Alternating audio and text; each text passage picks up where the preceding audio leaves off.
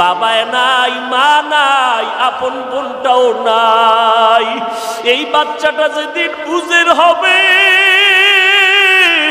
ও বুঝের হইয়া তালাশ করবে আমার বাবাই কই, আমার মা কই, আমি কাকে মা বলে ডাকবো, আমি কাকে বাবা বলে ডাকবো, কে আমাকে বাবার আদর দিবে, কে আমাকে মায়ের আদর দিবে?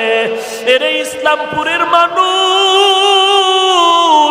এই ময়দানে কত আল্লাহর গোলাম আছে, অনেকের মা নাই, বাবাও নাই, ওই অন্ধকার কবর থেকে দোয়ার অপেক্ষায় আছে। কিসের বাহাদুরি করো, আমার মাওলা চোখের সামনে দেখায় দিলে। এক ইটের আকের চাপে পড়িয়া বাবায় মরে গেল, মা মরে গেল, কন্যা সন্তানটাও মরে গেল, কিন্তু গর্বের বাচ্চাটাকে আমার আল্লাহ কুদরতের দ্বারা বাঁচায় রাখলেন। বলো হেফাজতের মালিক কে? ও নবীর উম্মতের দল, আমার মাওলাকে এখনো চিনো না রে মুমিন। আমার মালিক যে কত দয়াময় মালিক। আল্লাহর দেওয়া জমিনে বসবাস করো রে বাবা, আল্লাহর দেয়া পানি, আল্লাহর দেয়া গাছ, আল্লাহর দেয়া মাছ, আল্লাহর দেয়া সূর্যের আলো, চাঁদের আলো সব ভোগ করতেছো। এরপর আমার আল্লাহ কয় নাই, আমি তোমাকে বলি নাই সারা রাত্র ইবাদতে কাটাও, সারাদিন তুমি ব্যবসা বাণিজ্য বন্ধ করে আমার ইবাদত করো, আল্লাহ বলেন নাই। বরং বান্দা ব্যবসা করো, চাকরি করো, লেখাপড়া করো, ডাক্তারি বড় বড়, ইঞ্জিনিয়ার হও, আলহামদুলিল্লাহ, স্কুলে পড়ো, কলেজে পড়ো, কোনো বাধা নাই। আল্লাহ চাই কি বান্দা তুই 22 ঘন্টা সময় তুই ব্যবসা কর, চাকরি কর, সন্তানের পেছনে সময় দাও। 24 ঘন্টার মধ্যে 22 ঘন্টা সময় দিয়ে দিলাম তোমারে, মাত্র বাকি থাকলো 2 ঘন্টা।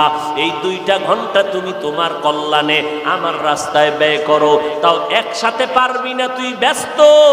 আমি আল্লাহ একসাথে 2 ঘন্টা চাই নাই। ফজরের 4 রাকাত নামাজে 20 মিনিট দিয়া এবার তুই আবার ব্যবসায় চলে যা, আবার জোহরের 10 রাকাতে 20 মিনিট দাও, আবার তুমি দোকানে চলে যাও, আবার দোকানদারি করি এক ফাঁকে 4 রাকাত আসর পড়তে 20 মিনিট দাও, আবার তুমি ব্যবসায় চলে যাও, আবার মাগরিবের 5 রাকাতে 20 মিনিট দাও, আবার তুমি ব্যবসায় চলে যাও, এশার 9 রাকাত নামাজে আবার 20 মিনিট দিয়া তুমি তোমার সংসারে ঘরে চলে যাও, তোমার স্ত্রীকে সময় দাও, তোমার সন্তানের সময় দাও, দিয়া রাতের বেলা আরামে ঘুমাও, আবার ফজর 4 রাকাত নামাজ পড়ো। এই 22 ঘন্টার ভেতরে মাত্র 2টা ঘন্টা সময় 20 মিনিট 20 মিনিট করিয়ে তুমি নামাজে সময় দিবা। ব্যবসাটা নবীর তরিকায় করো, লেখাপড়া নবীর না।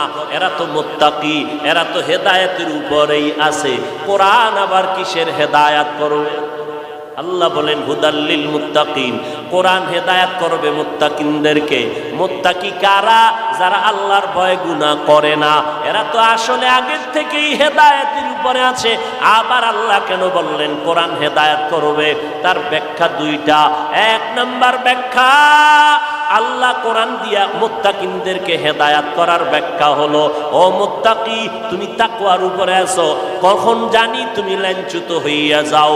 আমি আল্লাহ কোরআন দিয়া তোমাদেরকে হেদায়েত করার ব্যাখ্যা হলো, আমি আল্লাহ তোমাদের ইস্তেকামতের মাকাম দান করব, জানো তুমি স্থির হইয়া তাকওয়ার উপরে চলতে পারো, লাইন থেকে ছিটকে পড়ে না যাও। 2 নাম্বার ব্যাখ্যা হলো, আমি আল্লাহ মুত্তাকিনদেরকে আমার কুদরতি ব্যবস্থাপনার মাধ্যমে বিনা হিসাবে জান্নাতে পৌঁছাইয়া দিব। हर के दारत खौफे हक़दर दिल मदगम जन्नतुल मअवा देहद उरा मकाम जुज़्ब हक़ ची ज़े मखाज़ इंसुजा फज़ले उआ मस्त दर जुमला जहा।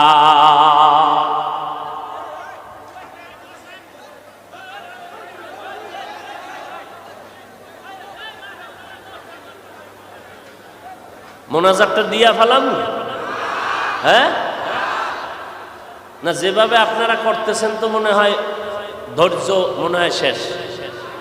আর একটু সামনে আগাবো? কথা বলেন না কেন? আর একটু সামনে যাব? তাহলে এই যারা উঠতেছে এদেরকে বসায় দেন। বসেন, সবাই বসেন, একটা আওয়াজ দিবেন না, সবাই বসেন। আল্লাহ পাকে ময়দানকে কবুল করেন। আরো জোরে বলেন। ভাইরা আমার, কিছু মানুষ দেখবেন সমাজের ভেতরে 2 ঘন্টা 3 ঘন্টা 4 ঘন্টা বয়ান শুনবে, কিন্তু মোনাজাত দিবে না। এরকম একদল মানুষ আছে না নাই? বলেন, কারণ কি জানেন? শয়তান এদের উপরে গালেব হয়ে গেছে। শয়তান কি চায়?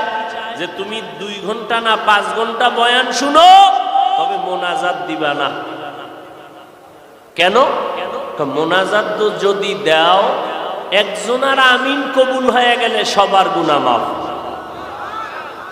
শয়তান কইব, যদি তোর গুনাহটাই মাফ করাইয়া দাও মোনাজাত দিয়া, তো আমার জিন্দেগির চাকরি শেষ। এই জন্য দেখবেন কিছু মানুষ 2 ঘন্টা 3 ঘন্টা বয়ান শুনে মোনাজাতের আগে দিয়া ভাগে, কারণ শয়তানের অন্তর দখল করে নিছে, মোনাজাত দিয়া যেন গুনাহ মাফ করানোর সুযোগ না পায়। এই জন্য কিছু কিছু কপাল পোড়ারা মোনাজাতের আগে আগে ভাগে। আছে না নাই? আপনারা কি মোনাজাতের আগে যাবেন না মোনাজাত দিয়া যাবেন? কি সবাই একমত? আল্লাহ কবুল করেন। আরো জোরে বলেন। আলিফ লাম মিম যালিকাল কিতাবু লা রাইবা ফীহি হুদাল লিল মুত্তাকিন। এরে নবীর উম্মতের দল, আল্লাহর কোরআন মুত্তাকিনদের জন্য হেদায়াত। যারা আল্লাহকে ভয় করবে এদেরকে কোরআন হেদায়েতের পথে মজবুতি অর্জন করার ব্যবস্থা করে দিবে। আল্লাহর ভয় বান্দার অন্তরে জমা যদি করতে চাও, মুত্তাকি যদি হতে চাও, খাঁটি আল্লাহওয়ালার বন্ধু না হওয়া ছাড়া সম্ভব হবে না। এই জন্য আল্লাহ বলেন, ইয়া আইয়ুহাল্লাযীনা আমানুত্তাকুল্লাহ ওয়া কুনু মা'আস সাদিকিন।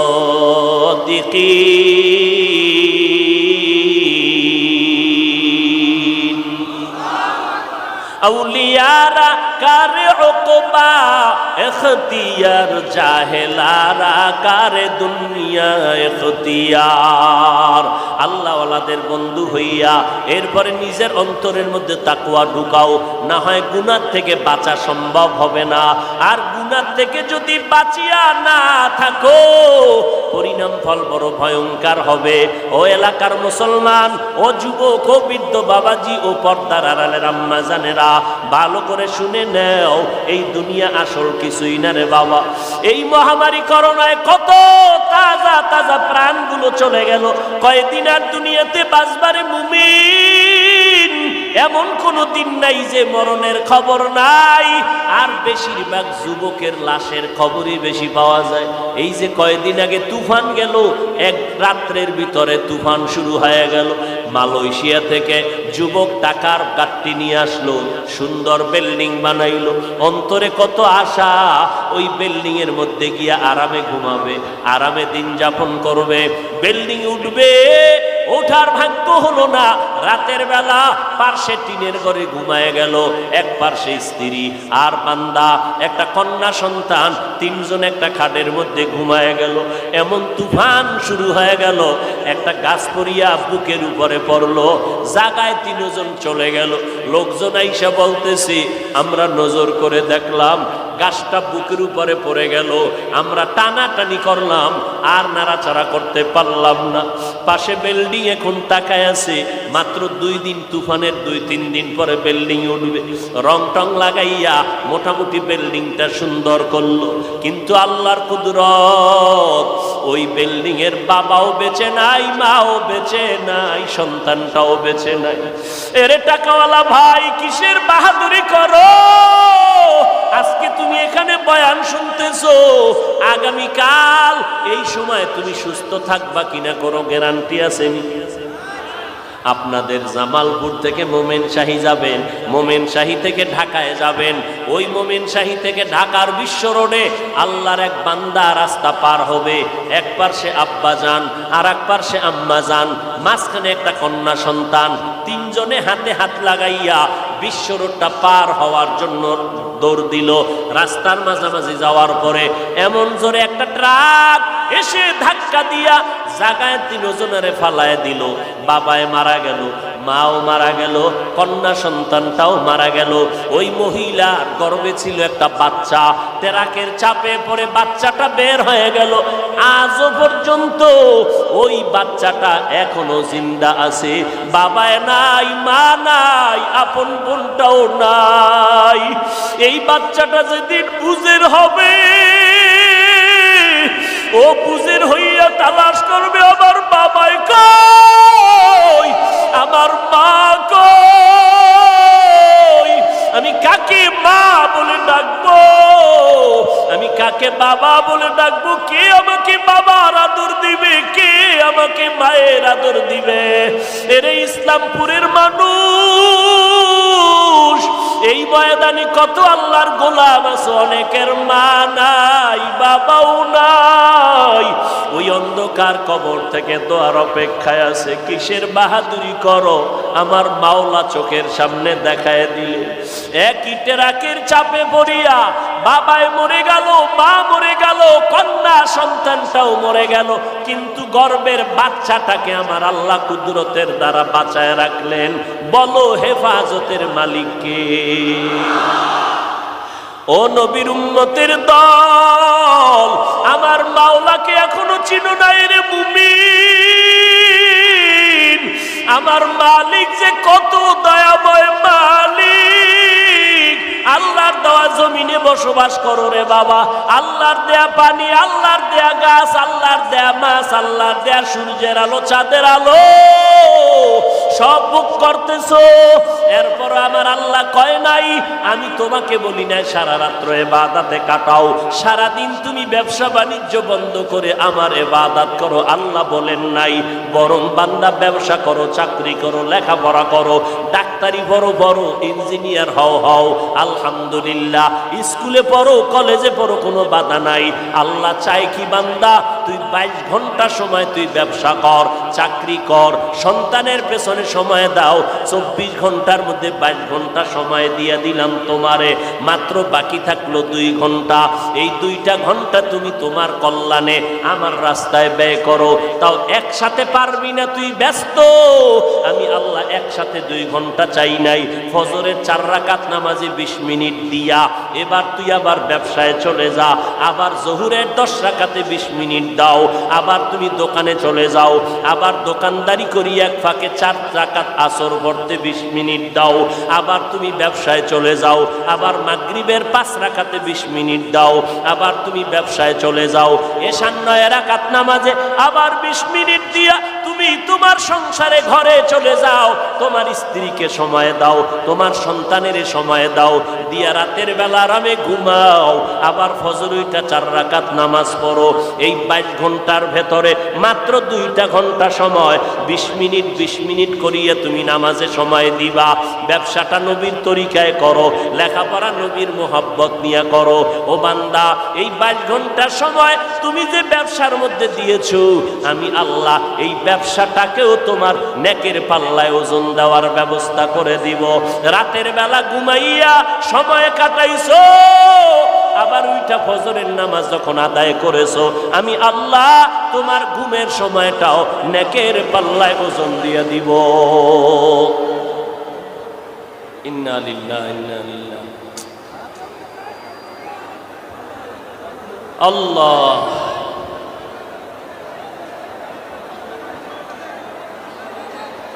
জিকির করেন লা ইলাহা ইল্লাল্লাহ, লা ইলাহা ইল্লাল্লাহ, লা ইলাহা ইল্লাল্লাহ, লা ইলাহা ইল্লাল্লাহ। বসেন, সবাই বসেন।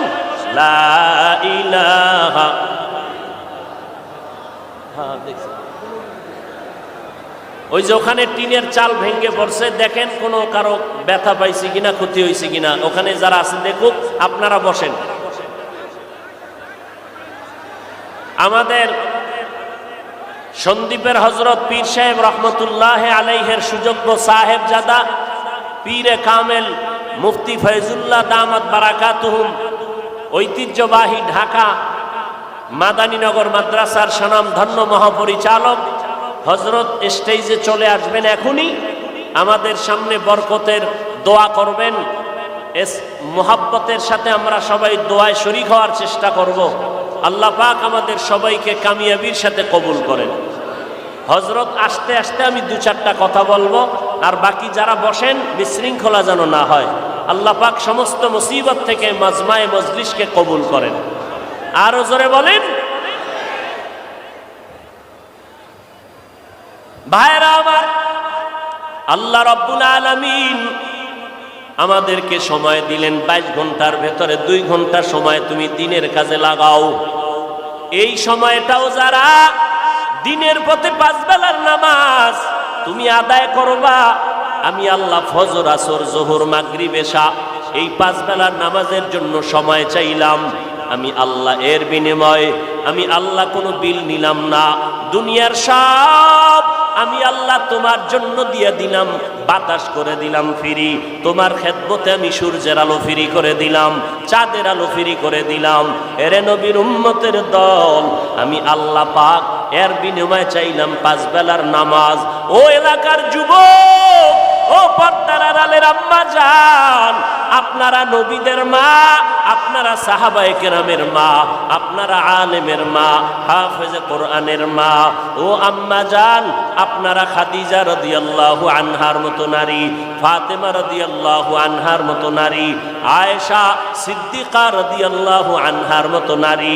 রব্বুল আলামিন নবীজির মাধ্যমে নারীদের মর্যাদা সম্মান অনেক গুণ বাড়িয়ে দিয়েছেন। ও পর্দার আড়ালের আম্মা জান, আপনার কি অন্তরটা চায় না একজন হাফেজে কোরআনের মা হইয়া কবরে যাবেন, আলেমের মা হয়ে কবরে যাবেন? আল্লাহর কাছে দোয়া করেন, ও দয়ার মালিক, মেহেরবানি করে আল্লাহ যাদের সন্তান দিছেন ওই সন্তান যেন কোরআনওয়ালা হয়। আপনি যখন কবরের মধ্যে যাবেন, কবরে যাওয়ার পর আপনার সন্তান কলিজা দিয়া যেন কোরআন তেলাওয়াত করতে পারে, কোরআন পড়িয়া আপনার কবরে যেন শান্তির ফয়সালা করতে পারে। ও আল্লাহর বান্দারা, ও যুবকেরা, ও বৃদ্ধ বাবাজি, কি সমস্যা?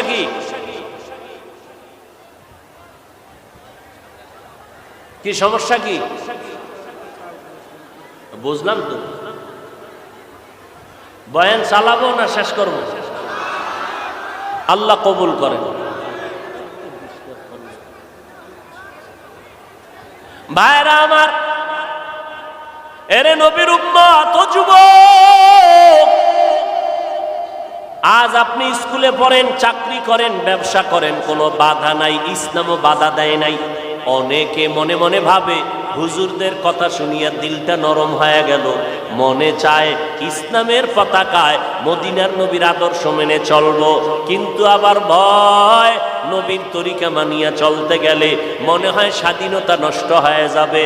ও যুবক ভাই, ও শিক্ষিত মুসলমান, ও পর্দার আড়ালের মা বোনেরা, ও বৃদ্ধ বাবাজি, একটু নজর করে দেখবেন, আপনারা যারা নবীর তরিকা মতো নামাজ পড়েন না, পর্দা করেন না, হালাল পন্থায় চলেন না, আমরা যারা নবীর তরিকা মানিয়া চলি, নামাজ পড়ি, পর্দা করি, হালাল খাই, একটু বিবেকটা খাটাইয়া বলবেন আমাদের থেকে আপনারা কি পরিমাণ সম্মানে আছেন, আমরা আপনাদের থেকে কি পরিমাণ অসম্মানে আছি।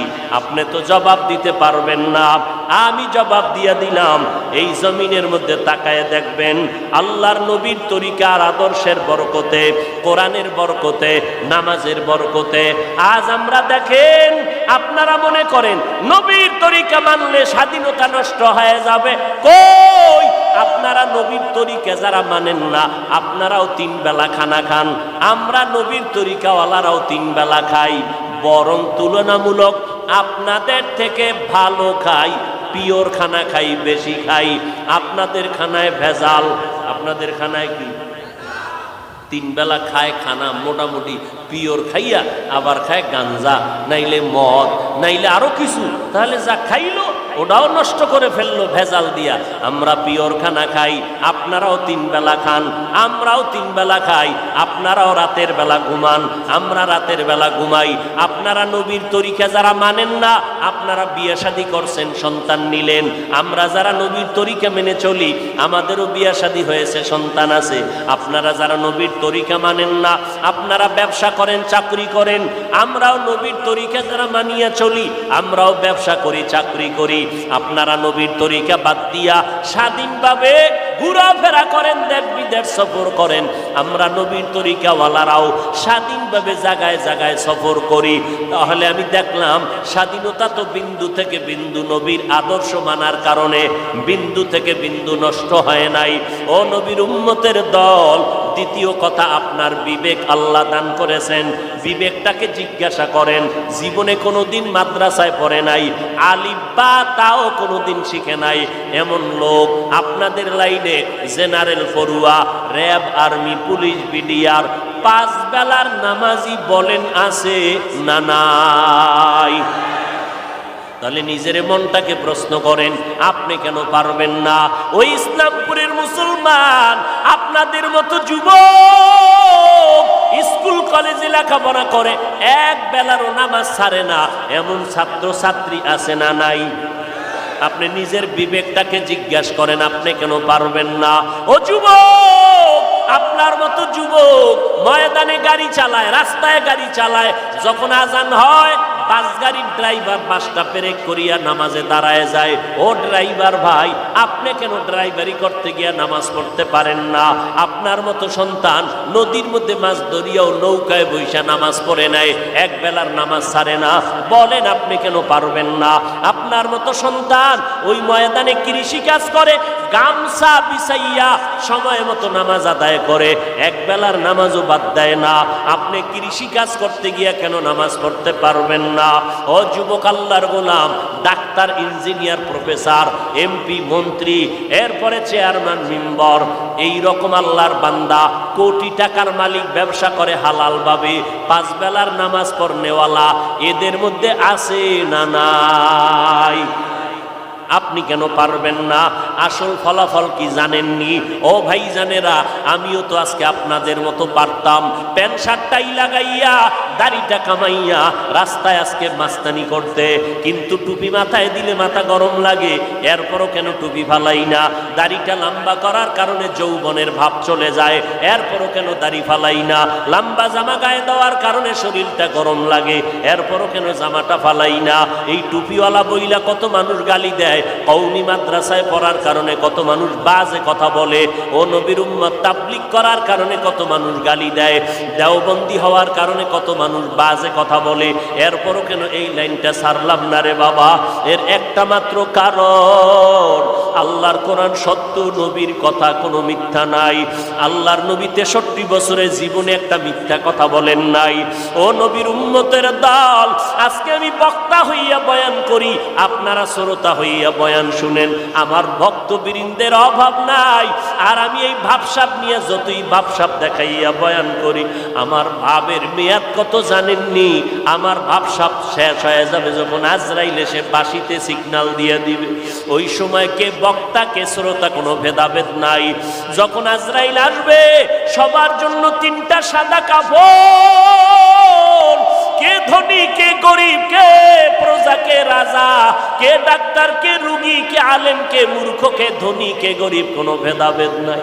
সাদা কাপড়ের প্যাকেট বানাইয়া ওই অন্ধকার কবরে নিয়া যখন রাখবে, ওই কবরের মধ্যে 2 জন ফেরেশতা আমার কবরে আপনার কবরে আসবে। আইসা ফেরেশতারা জিজ্ঞাসা করবে না কয় টাকার মালিক হইছেন, কত ইলম আপনার আছে, কি পরিমাণ শিক্ষা অর্জন করেছেন।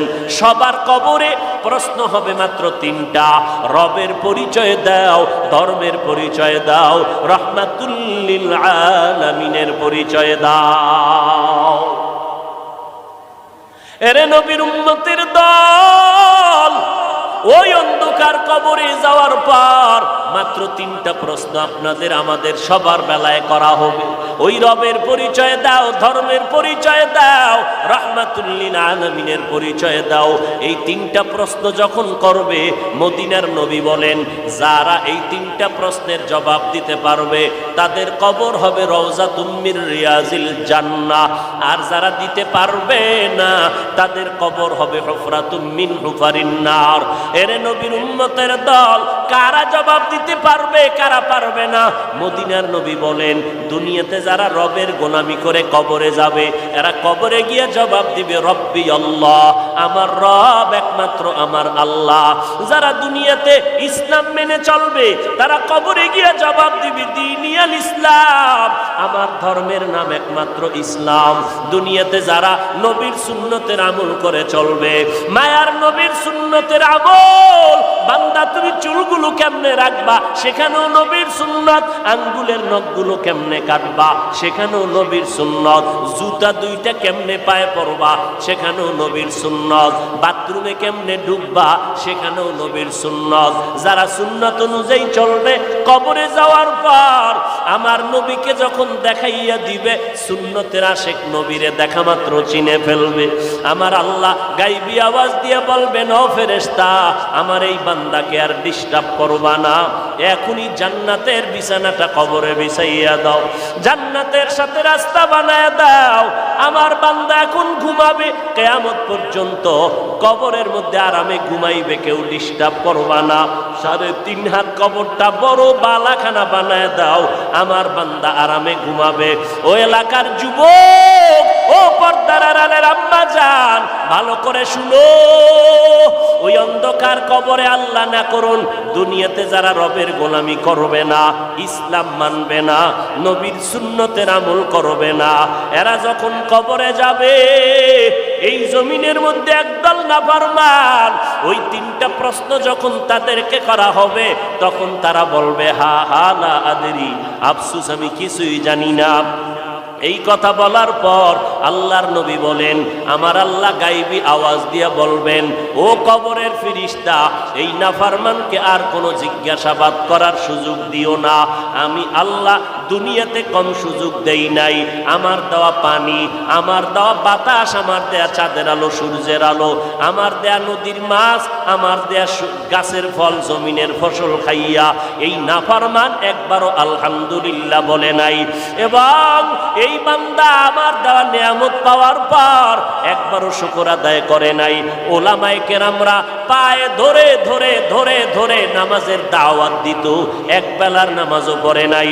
এখন আর সময় নাই, জাহান্নামের বিছানাটা কবরে বিছায়া দাও, জাহান্নামের বিছানা কবরে দিয়া জাহান্নামের সাথে রাস্তা খুলে দাও। আল্লাহর নবী বলেন আমার আল্লাহ রাগান্বিত হইয়া কবরের মাটিকে ডেকে বলবে ও কবরের মাটি, এই গুনাহগারের দুই পার্শ্ব থেকে জোরে জোরে চাপ দাও। এত জোরে কবরের মাটি চাপ দিবে পাজরের হাড় চুরমার হয়ে যাবে। ও যুবক আল্লাহর গোলাম, একটা মশার কামড় সইতে পারি না, গুনাহ নিয়ে কবরে গেলে কেমনে আযাব সহ্য করবারে বাবা। এখনো সময় আছে, তওবা করো। স্কুলে পড়ো আলহামদুলিল্লাহ, দোয়া করি। ডাক্তারি পড়ো, ইঞ্জিনিয়ারিং পড়ো, অনুরোধ করে বলবো ওই পড়ায় কোনো বাধা নাই, তবে তুমি নবীর তরিকা মেনে চলো, মা বাবার দোয়া নিয়ে সামনে আগাও, উলামায়ে কেরামের পরামর্শ নিয়ে আমল করো, দেশ ও জাতির বিরুদ্ধে কোনো ষড়যন্ত্রে লিপ্ত হইও না। পেছনে যত অন্যায় করেছো ও আল্লাহর বান্দা, আমার আল্লাহ তওবার দরজা দিয়া ডাকতেছেন, যত অপরাধ করেছো তওবা করলে মাফ হয়ে যাবে। ও নবীর উম্মতের দল, ওই আযাবের কথা, মরণের কথা স্মরণ করে আল্লাহর কাছে এখনো তওবার নিয়ত করে ফেলো। ও যুবক, কয়দিন যৌবনের বাহাদুরি করবা, দুনিয়াটা কিছুই না, এখনো সময় আছে, তওবা করে নাও। মনে মনে আমার আল্লাহকে ডেকে বলো হে মালিক, আমার মতো গুনাহগার জমিনে কেউ নাই, গুনার কারণে আমার হাত না পাক, আমার চোখ না পাক, আমার জিহ্বা না পাক, আমার অন্তর না পাক। ও নবীর উম্মতের দল, আজকে যেই যুবকের 40 বছর পর্যন্ত চেহারাটা থাকবে সুন্দর, অথচ 25 বছরের যুবকের চেহারা দিয়ে তাকাইলে মোহাব্বত লাগে না, কারণ এই গজবের মোবাইলের কারণে চেহারা নষ্ট করে ফেলেছে। এই গজবের মোবাইলের গুনার কারণে বান্দার আমল নষ্ট, ঈমান নষ্ট, চেহারা শেষ। তোমার হাত দুর্বল, ব্রেন দুর্বল, লেখাপড়ার ঘরে আগুন লাগাইছো রে যুবক। এই মোবাইলের কারণে তোমার জিন্দেগি বরবাদ। কত যুবকেরা এই মোবাইলে ফ্রি গেমস খেলতে খেলতে পাগল হয়ে রাস্তায় ঘুরে, মা চেনে না, বাবা চেনে না, ভাই চেনে না, মোবাইলের পেছনে পড়িয়া নিজের মেধা নষ্ট করে ফেললো। লেখাপড়াও নাই, চরিত্রও নাই, মা বাবা পর্যন্ত হাত উঠাইয়া বরদোয়া করে, ও আল্লাহ এই সন্তানটাকে তুমি তাড়াতাড়ি নিয়ে যাও, এই রকম বদ আখলাক দুশ্চরিত্র সন্তান আমি দেখতে চাই না। ও যুবকের দল, হেদায়েতের মালিক আল্লাহ, ইজ্জতের মালিক আল্লাহ, রিজিকের মালিক আল্লাহ। ওই আল্লাহর উপরে যদি ইয়াকিন, বিশ্বাস, ভক্তি থাকে, এখনো সময় আছে, তওবা করে নাও। 1 মিনিট নিজের মনটাকে বুঝাও রে মন, আমার মতো যুবক স্কুল কলেজে পড়িয়াও যদি নামাজ পড়ে আমি কেন পারি না? আমার মতো বান্দা চাকরি করিয়াও যদি নামাজ পড়ে আমি কেন পারবো না? আমারে বুঝি শয়তান ধোঁকা দিছে, আল্লাহ বেজার, আব্বা আম্মা বেজার, এখনো সময় আছে, তওবা করে নাও। গলায় ছুরি আসলে মরিয়া যাব, তারপর আর নামাজ ছাড়বো না, মা বাবাকে কষ্ট দিব না, ওলামায়ে কেরামের বিরোধিতা করব না, নবীর তরিকা মেনে চলব, দেশ ও জাতির বিরুদ্ধে কোনো ষড়যন্ত্রে লিপ্ত হব না। তওবা করার মতো যদি অন্তর তৈরি হয়, অন্তরে যদি দুর্বলতা না থাকে, মুনাফিকি না থাকে, আল্লাহর মুহাব্বত, নবীজির মুহাব্বত নিয়ে যদি তওবা করার নিয়ত খাঁটি থাকে, যাদের অন্তরে খাঁটি নিয়ত আছে, আর কোনোদিন বেপরদায় চলবো না, দাড়ি কাটবো না, মা বাবাকে কষ্ট দিয়া দোয়া নিব না, ওলামায়ে কেরামের বিরোধিতা করব না, দেশ জাতির বিরুদ্ধে ষড়যন্ত্র করব না, এমন তওবার নিয়ত যদি থাকে, যাদের অন্তরে তওবার নিয়ত খাঁটিভাবে আছে, তাদেরকে বলবো তওবার খাঁটি নিয়তে দুটো হাত আমার আল্লাহকে দেখাইয়া দাও। আয় আল্লাহ, আমাদের হাতগুলো কবুল করে নেন, তওবা কবুল করে নেন, তওবার উপরে মজবুত হইয়া চলার তৌফিক দান করেন, আমিন। আল্লাহ সবাইকে কবুল করেন। আর জোরে বলেন, কয়দিন আর বাঁচবারে যুবক? একদিন না একদিন বিদায় হতে হবে, মরণ থেকে পালাবার কোনো উপায় নাই। এখনো সময় আছে, আল্লাহর মোহাব্বত নিয়ে চলো, আর মনে মনে আল্লাহকে বলো, হে মালিক, তুমি যদি তৌফিক না দাও আমি আগাইতে পারবো না। ও দয়ার আল্লাহ, মেহেরবানি করে আমাদের সবাইকে তওবার উপরে মজবুত হইয়া নবীর তরিকা মতে চলার তৌফিক দান করেন, আমিন।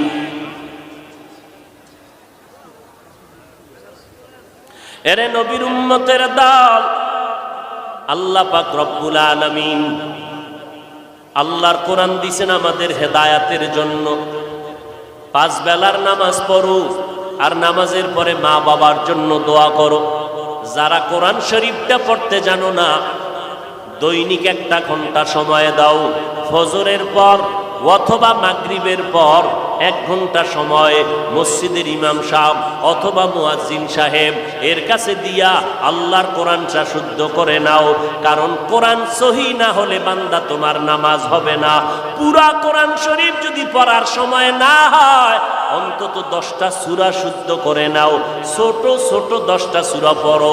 কারণ এই কোরআনটা পড়িয়া সিনায় লাগাইয়া বান্দা যদি কবরের মধ্যে যাও, এই কোরআন তোমার কবরে গিয়া সুপারিশের জন্য দাঁড়ায় যাবে। ক্বালান নবী সাল্লাল্লাহু আলাইহি ওয়া আলিহি ওয়া সাল্লাম, ইযা উযিআল মাইয়িতু ফি কবরিহি জাআল কুরআনু ইনদা রাসি ওয়াস সালাতু আন ইয়ামিনি ওয়াস সিয়ামু আন শিমালি ওয়া সাইরুল হাসানাতি ইনদা রিজলাই আও কামা ক্বালান নবী আলাইহিস সালাতু ওয়াস সালাম। আল্লাহর কোরআন পড়া লাগবে নি? নামাজ পড়লে কোরআন লাগবে নি? জোরে বলেন। নামাজ কয় ওয়াক্ত? মাঝে মাঝে 2-1 ওয়াক্ত ছেড়ে দিলে কোনো সমস্যা হবে না? জোরে বলেন। হবে বলার পরে যদি না পড়েন তাহলে ফিডাটা কেমন খাইবেন? মকুন সুসতি নামাজে পাঞ্জগানা ফাওয়াইলুল লিল মুসাল্লিনাল্লাযিনা মুমিনালা ইনামাজ ইমদাদ দা ইস্তাঈনু আয়াতে কুরআ বাখা। নামাজ লাগবে নি? কথা হয় না। শুধু শুক্রবার, হ্যাঁ 5 ওয়াক্ত পড়েন না কেন? জুমার দিন মসজিদে মুসল্লি কম না বেশি? জোরে বলেন। আচ্ছা, জুমার দিনে এত মুসল্লি, নিচতলায় জায়গা নাই, দোতলায় জায়গা নাই, ভরপুর ভরপুর মানুষ। এরা ফজরের সময় কইছিল